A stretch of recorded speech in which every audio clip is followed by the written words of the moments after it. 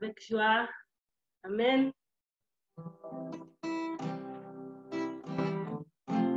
Alléluia.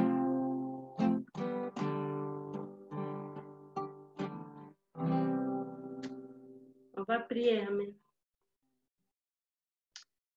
Merci Seigneur pour ce matin. Merci pour ta présence, Seigneur. Simplement, nous voulons t'adorer. Nous voulons te remercier, Seigneur. Sois loué, sois adoré ce matin. Sois glorifié au milieu de nous. Au nom de Jésus. Nous t'adorons, Seigneur. Nous te louons ce matin. Au nom de Jésus. Amen. Alléluia. Quel ami fidèle et tendre nous avons en Jésus-Christ.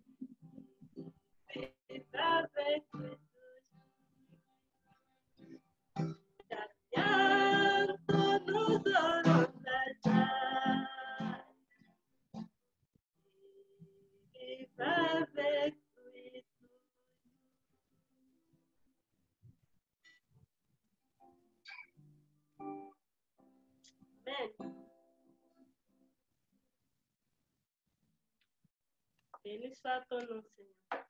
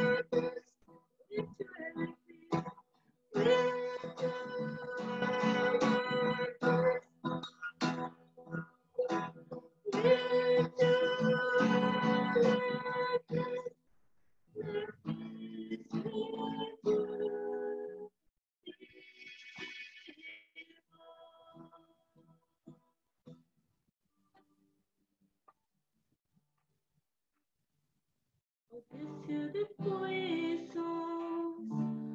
au-dessus des rois, au-dessus de la nature et de la création, au-dessus de tous les plans des hommes sages, qu'à la voix de montre au-dessus des royaumes, au-dessus des trônes, au-dessus des merveilles que ce monde a connues, par-dessus tous les trésors de la terre, la découverte sur ta valeur.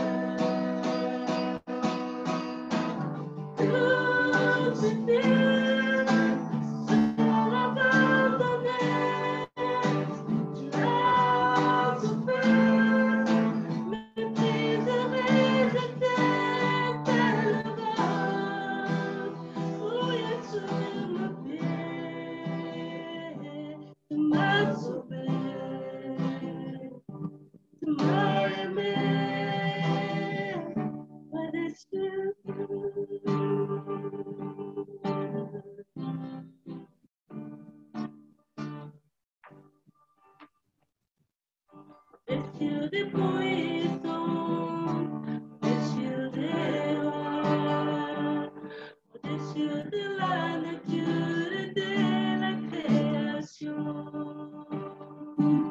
au-dessus de tous les plans des hommes sages, bien avant le monde au-dessus des royaumes, au-dessus des trônes, au-dessus des merveilles que ce monde a connues, par-dessus tous les trésors de la terre, car les promesses de ta valeur. Comme c'était seul abandonné, tu l'as souffert, mais tu devrais jeter tellement. Oh Jésus, ma pierre, tu m'as sauvé, tu m'as aimé.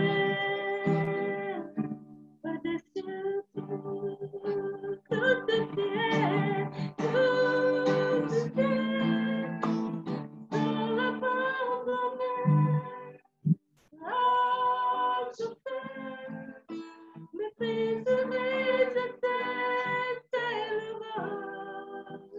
Oh Jésus, ma pierre, tu m'as sauvé, tu m'as aimé. Par-dessus tout, tu m'as sauvé, tu m'as aimé, par-dessus tout.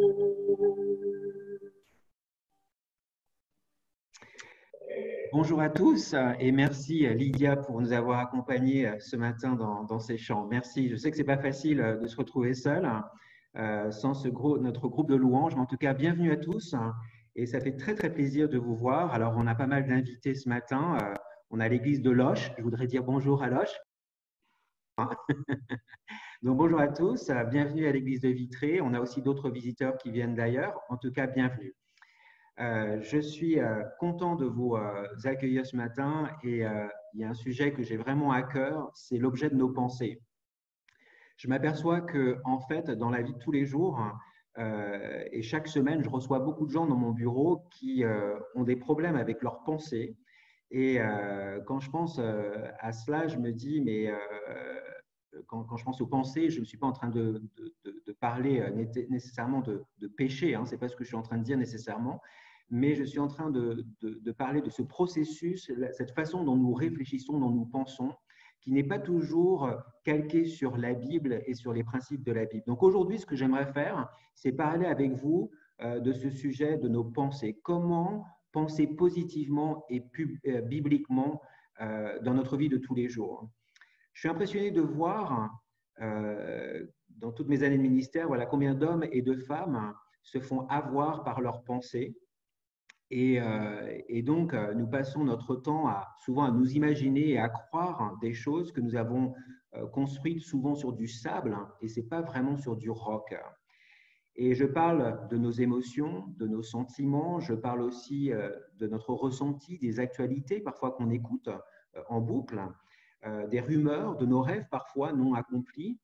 Et plusieurs ne vivent pas dans la réalité et ce schéma de pensée fait qu'ils tombent des fois dans la déprime, dans la négativité, dans le pessimisme, dans la dépression. Cette semaine, quelqu'un a tenté de commettre un suicide. Et donc, je me dis, mais il faut vraiment qu'on puisse prendre position par rapport à nos pensées et qu'on puisse réfléchir, penser d'une manière correcte, bibliquement. Et aujourd'hui, avec le Covid-19, on est appelé à se confiner, donc on passe beaucoup de temps dans nos maisons. Et en passant beaucoup de temps dans nos maisons, ça veut dire qu'on est seul.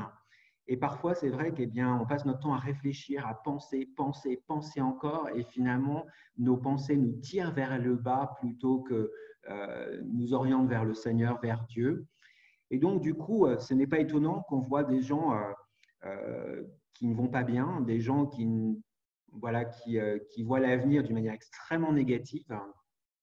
Et souvent, c'est basé sur des choses qui ne sont pas réelles. Donc, c'est ce que j'aimerais aborder ce matin avec vous, mais je vais d'abord prier pour cela. Seigneur, merci pour ce temps qu'on peut passer ensemble. Merci, Seigneur, pour le fait qu'on peut ouvrir la Bible, ouvrir les Écritures et voir ce que tu as à dire sur ces choses-là. Et Seigneur, on s'aperçoit que nous vivons dans un monde où tout est éphémère, très versatile. Un jour, on dit une chose, le lendemain, on dit autre chose. Et sur quoi on peut se baser pour juger ce qui est juste, ce qui n'est pas juste, ce qui est bon, ce qui n'est pas bon? Comment doit-on faire nos choix? Comment doit-on prendre des décisions? Comment doit-on réfléchir, penser à l'avenir? C'est compliqué, c'est complexe. Et aide-nous, Seigneur, ce matin, alors que nous allons ouvrir ta parole, à vraiment penser à des choses qui viennent de toi. Et faire le choix dès ce matin de croire en ta parole et d'utiliser ta parole comme base de données, en tout cas, et de réflexion. Au nom de Jésus. Amen. Alors, plusieurs personnes qui me connaissent savent qu'un de mes versets fétiches, si je peux dire, c'est Philippiens 4, versets 7 à 8. Philippiens, chapitre 4, versets 7 à 8. Donc, c'est dans le Nouveau Testament. Et il est écrit dans Philippiens 4, versets 7 à 8, « Et la paix de Dieu qui surpasse toute intelligence gardera vos cœurs et vos pensées en Jésus-Christ. Au reste, frères, que tout ce qui est vrai, tout ce qui est honorable, tout ce qui est juste, tout ce qui est pur, tout ce qui est aimable, tout ce qui mérite l'approbation, ce qui est vertueux et digne de louange, eh bien, soit l'objet de vos pensées.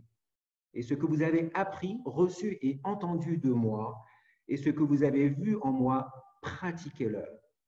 Et le Dieu de paix sera avec vous. » Un autre passage intéressant, c'est dans Proverbes chapitre 23, verset 7, il est écrit « Car il est comme les pensées de son âme, comme les pensées de son cœur. » Donc, ce qu'il faut comprendre ici, c'est que ce à quoi on se laisse penser, ce qui rentre à l'intérieur de nos pensées, par nos oreilles, par ce qu'on voit au niveau de nos yeux, par ce qu'on lit, par ce qu'on entend, eh bien, c'est quelque chose qui va faire que on va devenir de cette manière-là, comme nos pensées. Ce qui va ressortir de nous, c'est ce qui est entré dans nos pensées.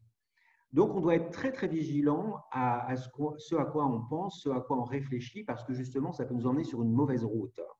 La Bible nous enseigne comment le malin de ce monde, c'est-à-dire Satan, peut corrompre nos esprits avec ses mensonges.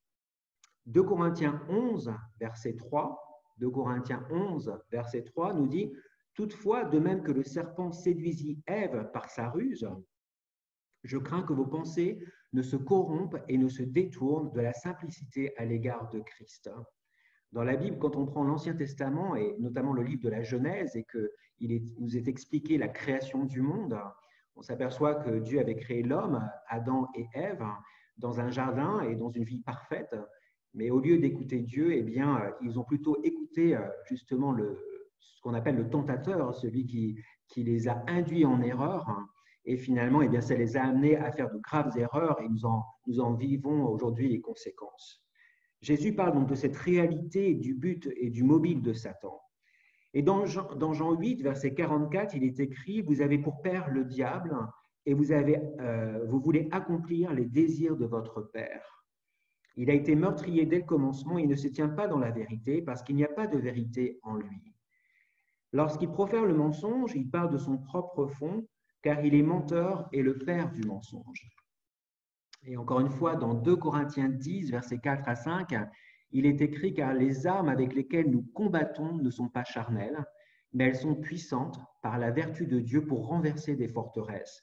Et nous renversons les raisonnements de toute hauteur qui s'élèvent contre la connaissance de Dieu, et nous amenons toute pensée captive à l'obéissance de Christ. » L'apôtre Paul connaissait pas mal de choses.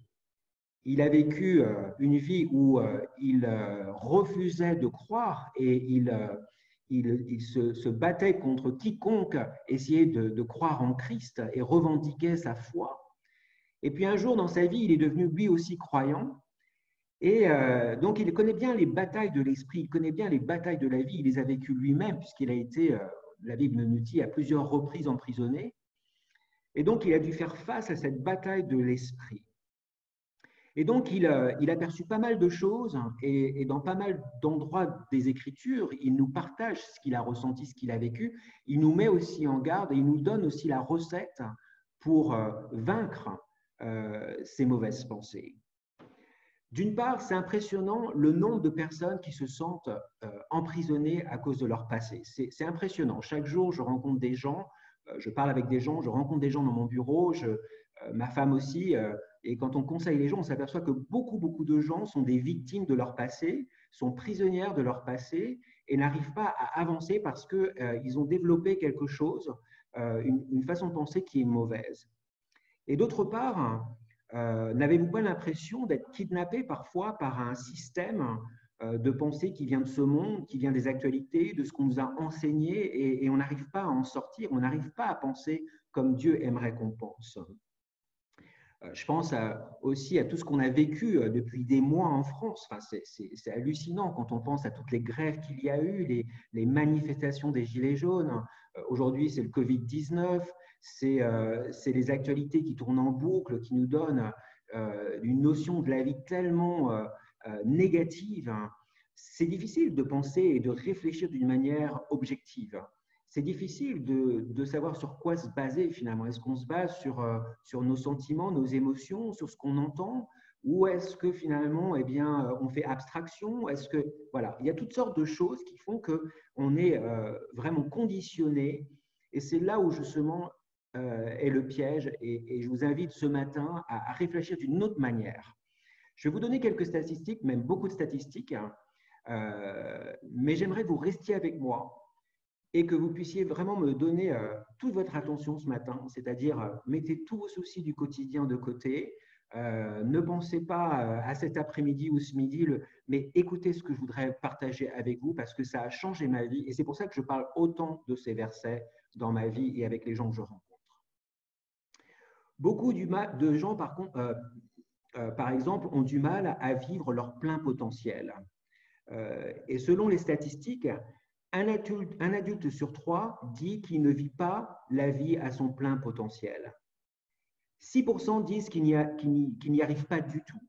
26% pensent qu'ils ne font pas grand-chose de leur vie. C'est terrible. Hein? Une faible majorité d'adultes, peut-être 57%, estiment qu'ils sont à leur potentiel et seulement 12% se sentent complètement arrivés à là où ils aimeraient être. Et apparemment, selon les statistiques, ceux qui sont les plus heureux, eh bien, ce sont nos aînés. Et à partir de 65 ans, pour quelque raison que ce soit, je ne sais pas, je n'y suis pas encore, hein, mais ils arrivent à un point où ils se disent ben, la vie est belle, ça va, et puis on a vu pire, hein, et ça va passer. Un fait intéressant, c'est qu'on a souvent tendance à penser que l'éducation permet d'acquérir cela. Et pourtant, bien des diplômés d'université, certes, sont parmi ceux qui se sentent le moins insatisfaits, mais on voit aussi qu'ils sont les moins susceptibles de se sentir complètement heureux. Donc, l'éducation n'est pas non plus la réponse à tout. On voit aussi que dans l'ensemble, 31% des adultes se sentent retenus ou définis par quelque chose dans leur passé. C'est-à-dire, leur passé définit ce qu'ils sont, et en fait, ils sont retenus par des choses du passé qui les empêchent d'avancer dans leur vie. Cette perception a été le plus souvent exprimée par des jeunes adultes, par la classe populaire, des gens qui sont divorcés, les personnes célibataires, et ceux qui sont allés à l'université mais n'ont jamais obtenu, par exemple, leur diplôme. Ceux qui avaient une foi pratiquante étaient parmi les moins susceptibles de se sentir définis ou retenus par leur passé. On voit que aussi les ménages à faible revenu ou à haut revenu eh bien, sont placés à la même enseigne. Tous se disent que finalement leur passé les a kidnappés et les empêche d'avancer. Beaucoup sont bloqués par des conflits aussi émotionnels. Lorsqu'on leur demande s'ils sont aux prises avec les douleurs émotionnelles non résolues ou des conflits dans la vie, 3 adultes sur 10, c'est-à-dire 30%, confirment cette description comme une réalité actuelle pour eux. Cette perception est plus courante chez les adultes à faible revenu, les divorcés, les femmes et ceux qui n'ont pas d'allégeance religieuse. Les adultes mariés, les personnes d'un certain âge, les hommes et les chrétiens pratiquants étaient les moins susceptibles de faire face à des conflits émotionnels non résolus. Une autre information intéressante, c'est qu'un 6e des gens sont aux prises avec le rôle de l'Église et de la religion. C'est intéressant parce que ce que je suis en train de vous dire ce matin, c'est que là où je vais vous emmener, c'est justement aux Écritures, les Écritures qui peuvent changer votre façon de penser. Et pourtant, 15% disent que leur expérience avec la religion les ont amenés à remettre en question l'existence, la véritable existence de Dieu. De même, 16% disent avoir été blessés par des expériences dans les églises. Donc, cette perception était plus courante et plus courante chez les gens d'après-guerre, enfin les personnes qui sont nées après-guerre. Mais c'est là où on s'aperçoit finalement que la religion, ce n'est pas la réponse à tous ces mystères. Et c'est là où je veux justement vous prouver que la religion, ce n'est pas ça qui va changer votre façon de penser. Mais ce sont les Écritures elles-mêmes, la parole de Dieu, la Bible qui va changer votre façon de penser et votre avenir aussi et toutes vos décisions. Alors, comment construire une façon de penser qui est positive et biblique? Alors, quand je dis positive, je ne suis pas en train de vous donner une recette pour que tout soit toujours rose et que la vie soit magnifique. Non, je ne suis pas en train de dire cela. Mais penser d'une manière positive et biblique, on le voit dans le verset 8. Paul a mis en avant de grandes vérités sur la joie, il a mis en avant de grandes vérités sur la grâce, sur l'indulgence, sur le fait d'être anxieux, c'est-à-dire comment faire face à l'inquiétude, avoir un cœur reconnaissant, la paix de Dieu qui conduit justement à la paix de l'esprit.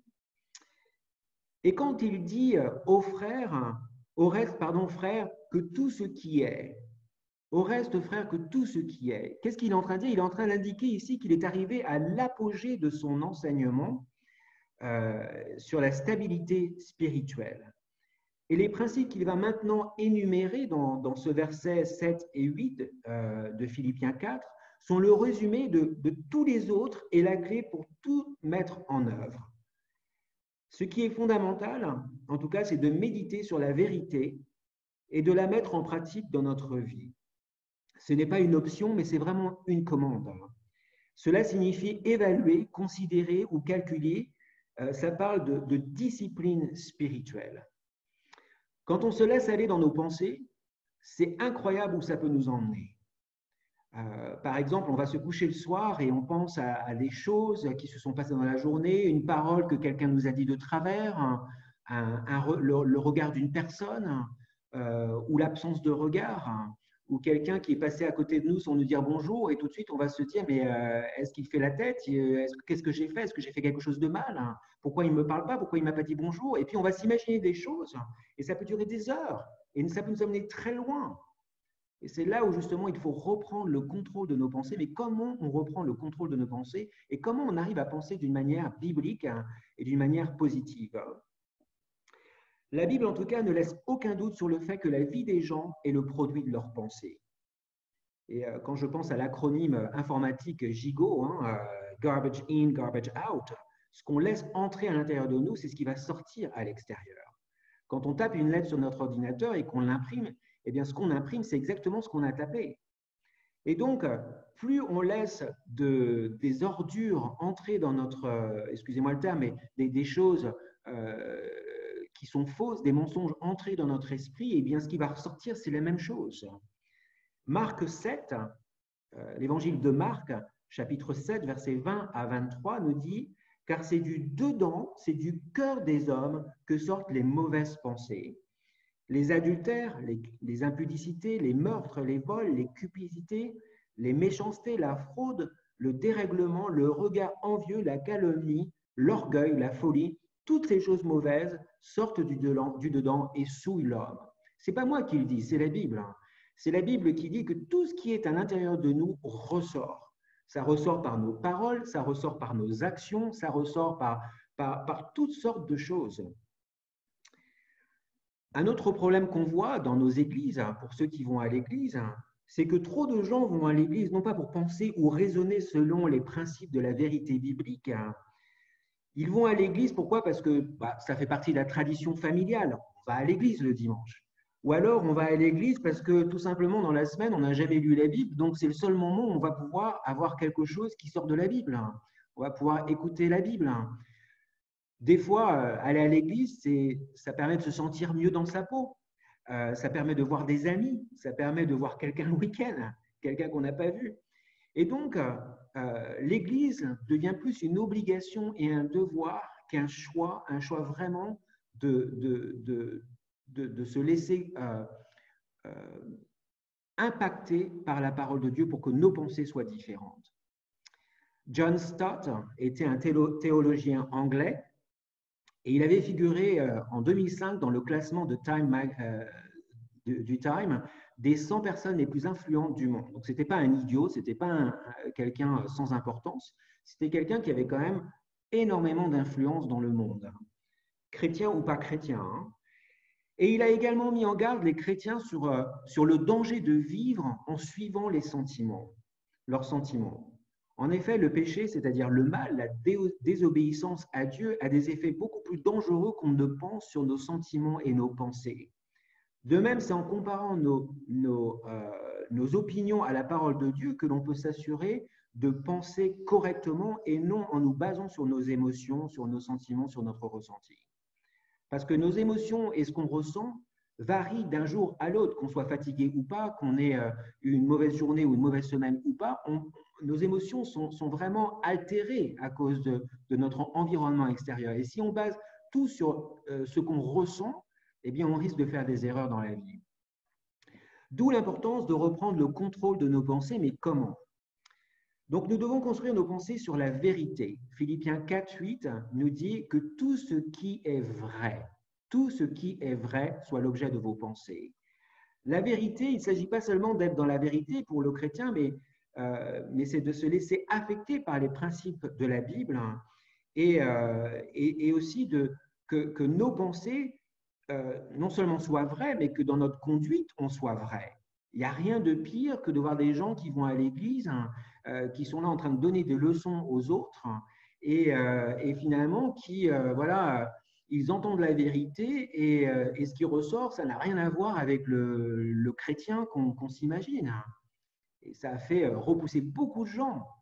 Et c'est pour ça que les gens souvent font l'amalgame entre la religion et Dieu, c'est-à-dire que la religion, ils l'ont rejetée parce qu'ils ont vu tellement d'hypocrisie, sauf qu'ils n'ont pas compris que Dieu n'a pas besoin de la religion. Dieu est Dieu.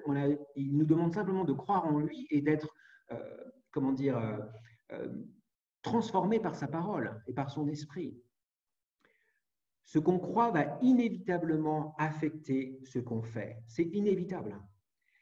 Et dans Jean 17, Jean chapitre 17, verset 17, Jésus dit « Sanctifie-les par ta vérité, ta parole est la vérité. Sanctifie-les par la vérité, ta parole est la vérité. » La sanctification, c'est le processus par lequel une personne se libère du péché et devient pure et sainte, c'est-à-dire comme Dieu. Et c'est par les Écritures qu'on apprend si nos pensées, nos voies sont justes et saintes. Ce sont les Écritures qui vont nous convaincre du péché. Ce sont les Écritures qui vont nous transformer, nous changer, qui vont nous permettre de suivre Dieu. Ce sont les Écritures qui vont nous orienter vers Dieu. Ce sont les Écritures et l'Esprit de Dieu qui va travailler en nous, qui va nous transformer. Dans le psaume 19, versets 9 à 10, il est écrit « Les jugements de l'Éternel sont vrais. Ils sont tous justes. Ils sont plus précieux que l'or, que beaucoup d'or fin. Ils sont plus doux que le miel, que celui qui coule des rayons. » Tout ce qui est dit sur notre façon de penser, eh bien, on peut le retrouver dans les Écritures. De même, Jacques, chapitre 3, verset 17, nous dit « La sagesse d'en haut est premièrement pure, ensuite pacifique, modérée, conciliante, pleine de miséricorde et de bons fruits, exempte de duplicité et d'hypocrisie. » Ça, c'est la sagesse qui vient d'en haut, c'est-à-dire la sagesse qui vient de Dieu et qu'on peut retrouver dans les Écritures. Vous voulez penser comme Christ, alors laissez-vous transformer, laissez-vous modeler par les Écritures. La Bible, justement, va vous apporter la sagesse dont vous avez besoin. Elle va vous aider à penser d'une manière pure. Qu'est-ce que ça veut dire, penser d'une manière pure ? Eh bien, ça veut dire sans être pollué, souillé par les choses de l'extérieur, par les choses de ce monde, par les traditions familiales, les traditions de ce pays. Et le problème, c'est que si on se laisse embarquer par nos sentiments, par les circonstances, par nos émotions, forcément, nos pensées ne vont pas être pures. Elles vont être polluées. La Bible nous dit dans ce passage, encore dans Jacques 3, 17, que la sagesse d'en haut est premièrement pure, mais elle est aussi pacifique. Est-ce qu'effectivement notre façon de penser est paisible? Est-ce qu'on recherche la paix? Est-ce qu'on pense d'une manière tranquille? Pas toujours. La Bible nous dit aussi dans ce passage qu'il nous faut penser d'une manière modérée, c'est-à-dire pondérée, posée, mesurée. On doit penser d'une manière conciliante, prêt à faire des concessions pour qu'il y ait une bonne entente, être aimable, agréable. La Bible nous dit dans ce passage aussi qu'on doit penser d'une manière pleine de miséricorde. C'est quoi la miséricorde? La miséricorde, c'est quoi? C'est une forme de compassion pour autrui, qui par extension peut définir une générosité entraînant le pardon, l'indulgence pour le coupable, un vaincu. La Bible nous dit aussi de porter des bons fruits dans notre façon de penser, que notre façon de penser doit être exempte de duplicité. C'est le caractère de quelqu'un qui ne se montre pas tel qu'il est et qui présente intentionnellement une apparence différente de ce qu'il est réellement. Vous avez des gens qui devant quelqu'un vont dire une chose et devant l'autre personne vont dire autre chose. Ils vont paraître d'une certaine manière, par exemple, à l'église le dimanche matin et le lendemain matin au travail, ils vont être complètement différents. Et c'est ça qui tue justement la foi et qui empêche les gens de croire en Christ. C'est parce qu'ils voient tellement d'hypocrisie et de non-sens. C'est là où il faut justement que nous travaillions sur notre façon de penser. La vérité parle de ce qui est vrai. Il y a un autre homme, c'est un Américain qui a écrit plusieurs livres qui s'appelle Walter Cabert, je le dis en français. Il avait fait un sondage à son époque sur les inquiétudes. Ça, c'est impressionnant, écoutez bien. Il avait indiqué dans son rapport que seulement 8% des choses sur lesquelles l'homme s'inquiète eh bien, sont légitimes ou préoccupantes. 8% de ce sur quoi on s'inquiète est vraiment légitime ou préoccupant. Mais 92% du reste des choses sur lesquelles on s'inquiète sont purement imaginaires, n'arrivent jamais, et elles impliquaient des questions sur lesquelles les gens n'avaient pas de toute façon de contrôle. Si effectivement 92% des choses sur lesquelles on s'inquiète n'arrivent pas et on ne peut avoir aucun contrôle là-dessus. Pourquoi passer notre temps à s'inquiéter? Pourquoi perdre le sommeil sur ces choses? Pourquoi prendre des antidépresseurs alors que ces choses n'arrivent pas? Tout ça se passe dans la tête. Et je ne suis pas en train de minimiser le fait que, voilà, je ne suis pas docteur et je sais que des fois, on a besoin de l'aide médicale. Mais je crois que beaucoup de gens se font happer, se font avoir par leurs pensées, leurs mauvaises pensées, et ça les détruit, et ça détruit leur vie, ça détruit la vie de tous les gens autour d'eux. Si la paix de Dieu protège notre vie et notre façon de penser, alors la parole de Dieu guide notre vie et notre façon de penser. Quand on pense à ce qui est vrai par opposition à ce qui est faux, c'est-à-dire le mensonge, cela nous permet d'être fidèles à Dieu, aux autres et à soi-même. Dans Éphésiens 6, verset 14, Paul nous rappelle d'une partie de l'armure chrétienne qui est littéralement utilisée pour maintenir toutes les autres en place. C'est quoi? C'est la vérité. La vérité. Quand on pense à des choses qui ne sont pas vraies, eh bien, il ne faut pas longtemps avant que notre vie reflète les mensonges qu'on a endurés dans notre esprit. Si vous pensez que cette personne ne vous aime pas, par exemple, eh bien, vous allez la voir comme cela. Si vous pensez que cette personne vous en veut et veut vous faire du mal, vous allez la voir comme cela. Si vous pensez que cette personne vous évite, vous allez vous imaginer toutes sortes de choses. Et il serait tellement plus simple de poser la question à la personne. Est-ce que tu me veux du mal? Est-ce que tu m'en veux? Qu'est-ce que j'ai fait de mal? Est-ce que tu as un problème avec moi? Pourquoi tu ne m'as pas dit bonjour? Et là, au moins, on serait fixé. Un jour, j'ai ce souvenir qui me marque, c'est un jour, quelqu'un est passé à côté de moi, ne m'a pas dit bonjour. Et pourquoi je vous raconte cet exemple? C'est parce que ça m'est vraiment arrivé. Et cette personne ne m'a pas dit bonjour et je me suis dit, mince, qu'est-ce que j'ai fait? Qu'est-ce que j'ai dit? Et ça m'a perturbé toute la journée. Et puis finalement, un jour, j'ai pratiqué ce verset, j'ai été voir la personne et je lui ai dit, mais l'autre jour, tu ne m'as pas dit bonjour, tu as un problème avec moi? Est-ce qu'il y a quelque chose que je t'ai dit qui t'a vexé, qui t'a blessé? Dis-le-moi. Et la personne ne se rappelait même pas du problème, enfin de l'épisode. Elle m'a juste dit, tu sais, je suis peut-être, c'est possible, je suis tellement préoccupé en ce moment par mon travail, par ceci, par cela. Et en fait, je m'étais fait toute une montagne pour rien. Et j'aurais pu épargner tellement de temps, tellement d'angoisse, tellement de crainte, de peur, tellement d'inquiétude si seulement je lui avais dit, j'avais été la voir dans les 5 minutes et lui dire, t'as un problème? Vous voyez ce que je veux dire? Et on se fait souvent avoir de cette manière-là. Quand on pense à des choses qui ne sont pas vraies, eh bien souvent, ce qui va ressortir, ce sont ces choses qui ne sont pas vraies dans notre vie. Donc voilà, allez voir les personnes, posez les questions et au moins vous serez fixé une fois sur toutes. La Bible nous dit ensuite que nous devons construire nos pensées sur ce qui est honorable. Donc, premièrement, il faut penser aux choses qui sont vraies. Deuxièmement, aux choses qui sont honorables. Des choses honnêtes et honorables qui revendiquent le respect, l'estime, la considération. S'il est vrai que nous extériorisons nos pensées, alors les gens honorables sont le résultat de pensées honorables, n'est-ce pas? Si on pense à des choses honorables, ce qui va ressortir de nous va être honorable. Mais par contre, si nous pensons à des choses qui ne sont pas honorables, ce qui va ressortir de nous ne va pas être noble non plus. Ce mot porte l'idée de sérieux plutôt que frivole. C'est l'inverse de quelque chose qui est futile et léger. Ce mot est utilisé comme une caractéristique, notamment dans l'Église, du diacre, c'est-à-dire la personne qui va assister, qui va aider, qui va servir dans l'Église. On le voit dans 1 Timothée 3, versets 8 à 11, qu'il doit avoir une bonne réputation, il doit être honorable. C'est aussi utilisé dans Tite, chapitre 2, verset 2, pour se référer aux dirigeants de l'Église.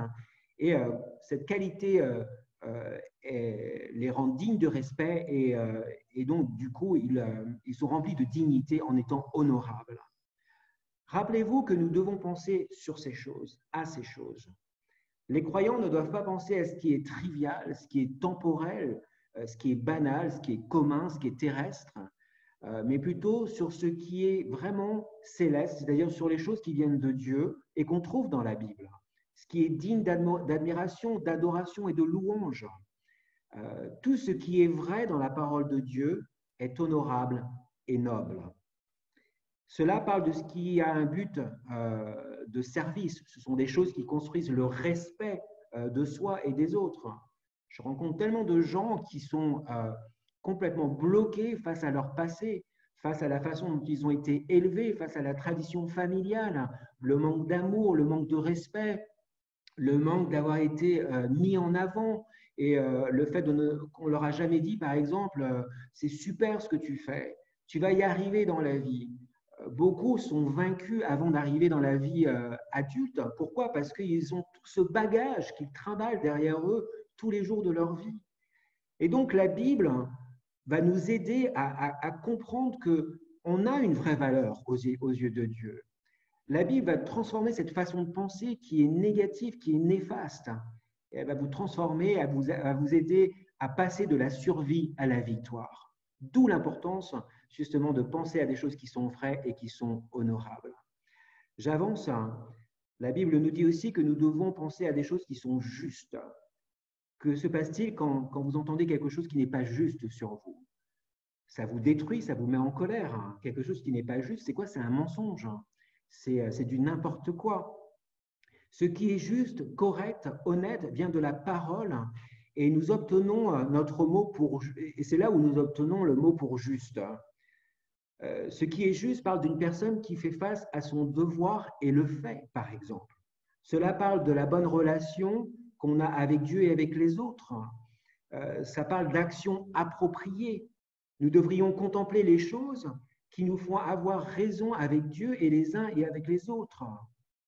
Être juste, ça décrit tout ce qui est en parfaite harmonie avec les normes éternelles et immuables qui ne changent pas de Dieu, comme le révèle l'Écriture. Les croyants doivent penser à ces choses qui sont compatibles avec la parole de Dieu.